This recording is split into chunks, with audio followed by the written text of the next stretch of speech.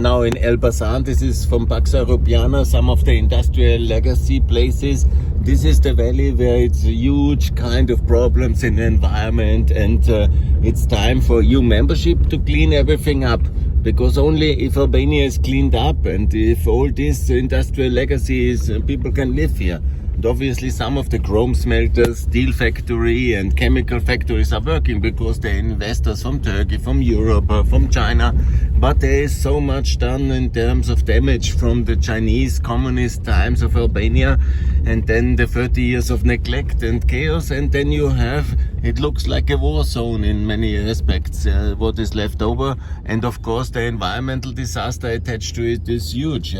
This is a lot of rain, and then all these leftovers are already then kind of, this is the industrial cemetery and wasteland of Albanian communism times in cooperation with the Chinese from the 1960s and 70s. 20 years of cooperation with the Chinese, and then you are in this situation.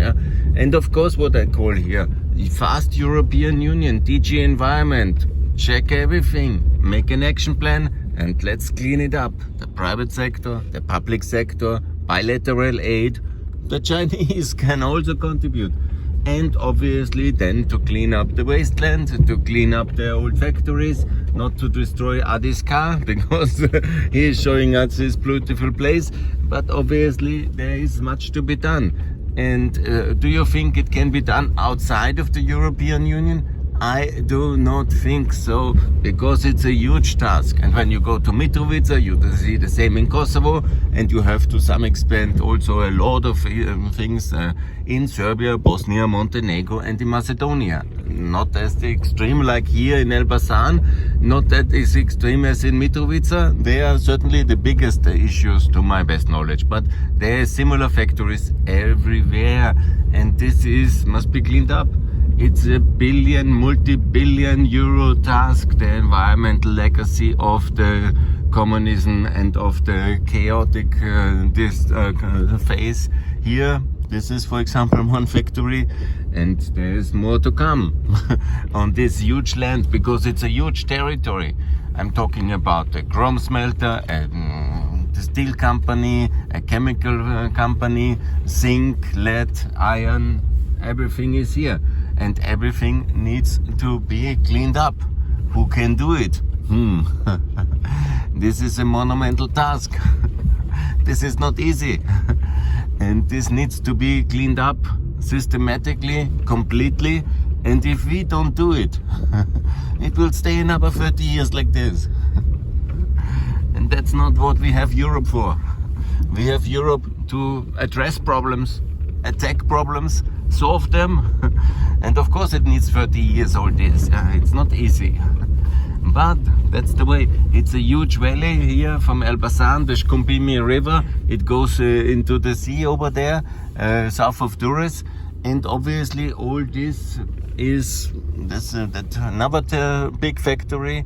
Here's another big factory. Here's one which was working already.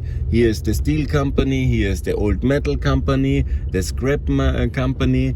And I don't know the whole extent. Of course, that's the mountains where you have the highway towards Tirana.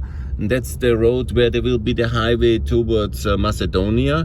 There's also a rail connection.